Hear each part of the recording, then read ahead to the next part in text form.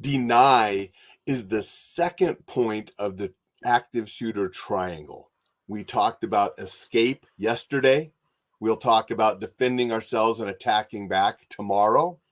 But today we're going to talk about deny. Welcome to Coffee with Alain, part 2 of a 3-part series I'm doing this week on active shooter or active threat or active killer response, prompted by the shooting at Michigan State on Monday, because these killings just keep continuing. As I said yesterday, it's not a new problem, but it's definitely a problem that has been increasing over the last couple decades, and it's only prudent for us to understand and know what we can do to be better survivors and help those we care about be survivors. The deny is the second point, and that's what we're going to talk about today. Good morning, Jay. Appreciate you being here.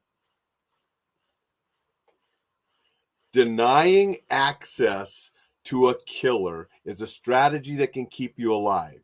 You can do this by locking doors, by barricading yourself in, keeping him out.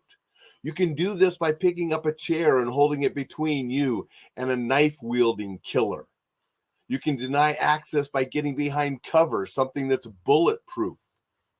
Anything you can do that will prevent a killer from harming you goes into that deny category. Good morning, Robin. Appreciate you being here. Thanks for saying hello. So there are different ways that we can deny access, and it is a proven strategy to save lives, especially in places like schools or hospitals. You have large places, lots of rooms, and you may have individuals that will be more difficult to do the escape strategy. You have very little children, you have patients, people that are immobile. Maybe escaping is not the best strategy in those situations. And if you can lock down and deny a killer access to those people, you can save lives. Now think about this. If something starts at one area of a school, something starts at one area of a school, all of the other classrooms have time to lock down and put up a perimeter, a barricade, effective locks to keep that killer out. So the majority of the school can be safe while that violence is going on in that one area. Now, in that one area, they're going to have to do something different. They're going to have to escape or attack back and take that person out. But a large portion of that building or that facility can lock down, use the deny principle, and keep people safe. To do this, we need to have effective locks and doors and lockdown mechanisms. And that includes the communication to let people know what's going on so they can take those steps. I was at a school one time, and they had an old PA system. That's how they communicated with the classrooms. The PA system had a code that you had to enter. Nobody at the school that day knew the code. The person who knew the code wasn't at the training. That's unacceptable. You need to be able to communicate with the rest of the building. Those are the effective communication systems. And the violence might start in the back. So that person in the back needs to be able to communicate with everybody else as well. You can't just have one person that communicates with the entire place, because the violence may not start there. So there are systems available. There are a variety of them, different companies, different prices. Some of them get fairly expensive, but they can communicate with everyone. And the best ones have a looping recording. So you have different recordings. So you only have to push that recording and it tells people what to do. So an individual who is scared and under stress doesn't have to give the instructions over the system. So those are out there. And if you are part of a school system or a hospital system or a business with multiple offices and such, it would behoove you to look into these of how you can communicate with everybody in the building if an emergency happens, to give them instructions to help keep them safe. So a communication system goes along with the deny aspect of active threat response. Then we want to have effective means of locking those doors down. Do you know in the Sandy Hook lawsuit, which happened after that tragic massacre, one of the elements in that lawsuit against the school is because teachers had to go out in the hall and use their key in the outside of the door to lock that door and then go back in the room and pull it shut. So could you imagine if there's shooting and stuff going on in the hall, you're expected to go out in the hall to lock the door from the outside and then go back in and pull it shut? We need better ways of securing those doors and locking down. Now, I have taught teachers in those exact same type of classroom situations, in those same kind of doors, where they have to go out in the hall to lock the door. What I tell them is, to be safe, you can have that door already locked. So you have to do is go up and pull it shut. The problem with that is if the wind blows it shut or somebody closes it, then the teacher has to get up and go unlock it and open it again. And that's inconvenient. Sadly, a lot of the things that are put in place to keep us safe, mechanisms, procedures, are not convenient. So sometimes we have to have a little inconvenience to be more safe. A great example of this, I was doing a security policy for a big power company in the Midwest a number of years ago. And in that policy, I wrote that everybody should swipe their card when they're going in and swipe their card when they're going out.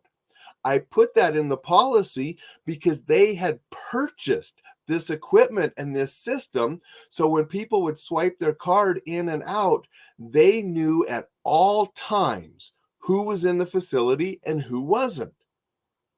The problem, assessing their actual daily practices, John was swiping his card and 10 people were going in with him. Mary swiped her card and 10 people went out with her. They had no clue who was in and out.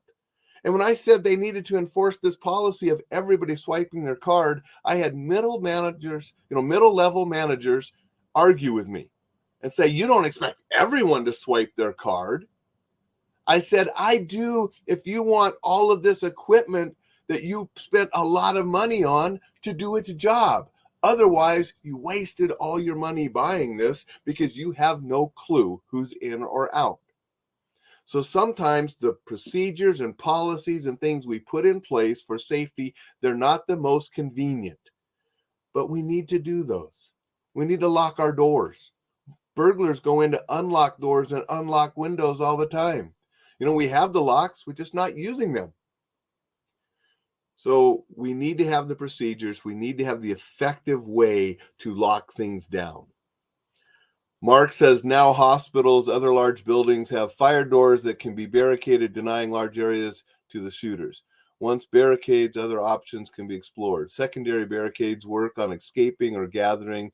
Exactly. And we're going to get to that in a minute, Mark. But, you brought that up, that once we've locked the door or barricaded, we don't just stop. Richard says, great point about convenience. Thank you, Richard. Appreciate the comment. So Mark brought up a good point, that once we've locked the door, once we've barricaded, we think we're secure, we don't just quit. We don't just go get under the desks and hide and hope. Hiding and hoping is not a plan for success. And that's why I don't like the hide word in run, hide, fight. Yes, hiding can be a way to deny access. If he doesn't see you or hear you, he may go on looking for other killers, and it can keep you safe. But I rather have a proactive word, and that's why I like deny, that we are doing things to deny that person access. And once we've locked the door, once we've barricaded, look for an extra exit. So can we escape now? If we've barricaded and we've locked him out and denied him, now is there a way to go to another strategy, which is escape? Maybe out a window, a different door, and if it's safe, maybe we do that. Or we stack by the door and we're prepared to attack back if the lock is breached. We're not going to be under the desk if he breaks in, where we're a sitting target. We're going to be right by the door, where if he gets through that barricaded or locked door, we're going to attack him from an ambush and take him out. And we're going to talk more about that tomorrow. but we're always thinking and trying to better our position and do what we can to keep ourselves and others safe. Jay said, would slow work as well? I'm not exactly sure what you mean by that, Jay. If you want to clarify that, I'll try to answer. So other ways to barricade. Guy with a blade. I said you have a knife. You know, a guy with a knife, you have a chair. Okay, that's an effective way to deny access. Why go hand to hand with a knife with your bare hands if you can have a chair and deny that person access of cutting you? And then you throw that chair, legs first, right into the guy's face. Or while you're doing that, your partner zaps him with Reflex Protect or pepper spray or a fire extinguisher, stuff we're going to talk about tomorrow. Okay? But how can we deny that person access? We need to know the difference between cover and concealment. Cover stops bullets, and that will deny that person ability to hurt or kill you. If it's just concealment, bullets can go through it. So we need to be careful. It's not as safe, and it's not really denying as effectively as cover. And some of the walls and things that are buildings are built out of these days, they're not bulletproof. You go up and you see this pillar and you think, oh, that's a big pillar, and you tap on it and it's hollow and it's fake. So when you're in your buildings, check what kind of walls do they have. I mean, are they solid? Are these things bulletproof, or are they just cosmetic and bullets would go through them? Mark says, doing security at a hospital, I was having issues with some nurses over locked doors, door alarms. A baby was kidnapped. The person used the same doors that I had issues with. Many hospital administrators got fired. That's exactly true, Mark. And just look at the Uvalde. The door was left open. It was supposed to have been locked. So many times we leave things open, unlocked, etc., for convenience. And criminals look for things that are easy and they use those. So many cars or things out of cars have been stolen because somebody was going in just for a second and was going to be right back out. And they were right back out and something was gone. Either the entire car because they left it running with the keys in it, or some valuables that were left on a seat and the door was open. That happens all the time because we want convenience sometimes over security and safety. Jeff says very few things are not really bulletproof. There's so many things out there that you think they might be bulletproof and they're not. A good solid brick wall, something that's going to be bulletproof is what we want to try to use if we can. Killing the power to the door. And that depends on the kind of doors and such that they have, Jay. So it really depends on what kind of locking mechanisms you have. They do have like the hydraulic type of doors, have those bars up top. There are commercial made things that you can slide over those. Sadly, that their doors are so different that those commercial made ones, they don't fit all doors. In my book, I got a picture of, if you got like a nylon type belt or something, you can wrap around those and secure it. Because if the hydraulic thing doesn't open, the door doesn't open far. So those are ways for those doors. Regular little door stops can work.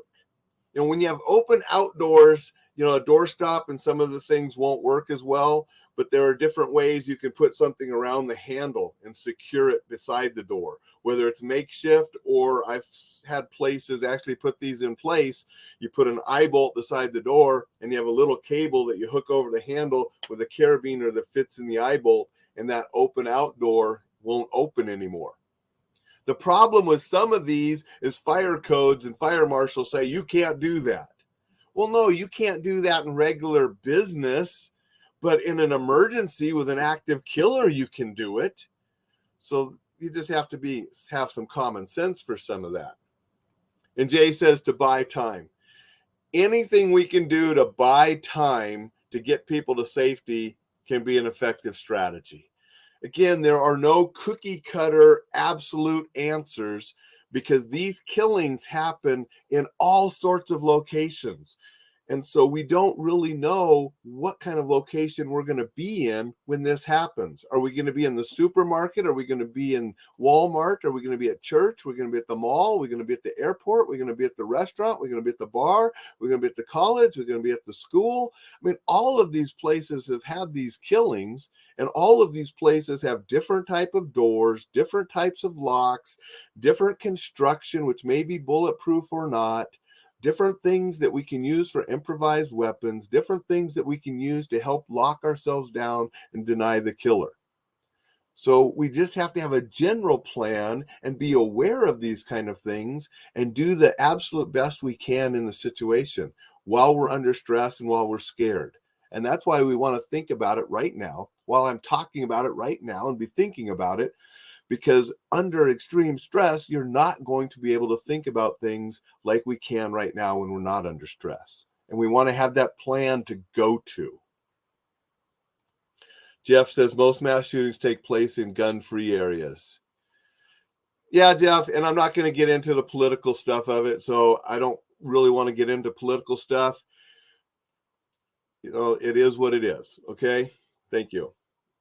So we're going to, and again, I am pro-gun. I own guns, but I don't get into the gun debate thing because my job here is to keep people alive. And that's what I'm doing. And I teach people in schools, in hospitals, in businesses where they're not allowed to have guns. And so I give them the best strategies possible for the situations they're in. And that's what I try to do. So we're going to have a plan, and we're going to be aware of ways that we can deny somebody access if we had to. And that's a strategy to keep people alive. Mark says most hollow columns are built to cover up support columns. They're steel, but relatively small, more drywall than protection. Exactly. They might have something in there, but the majority of it, you think you're hiding behind this big column that could protect you, and it's not. And Jay says to be aware. That's the number one thing, Jay. We all want to be aware at all times and just enjoy life safely. Being aware is not being paranoid, because it allows us to see the good things out there as well. And that's always what I want to do. I want to see all the good things, but you'll recognize the potential danger earlier, give you time to keep you and your loved ones safe. We went a little bit long today. I really appreciate all the comments and the interaction. That's what I want this show to be. I hope we get more of it. Tomorrow, I'm going to be talking about defending ourselves and attacking back in some of these situations. If you want a whole lot more information on it, pick up Survive a Shooting. It's a big, giant textbook on the topic that has everything we talked about today and a whole lot more in there to help keep you and your loved ones safe. We'll catch everybody tomorrow. Have a fantastic day.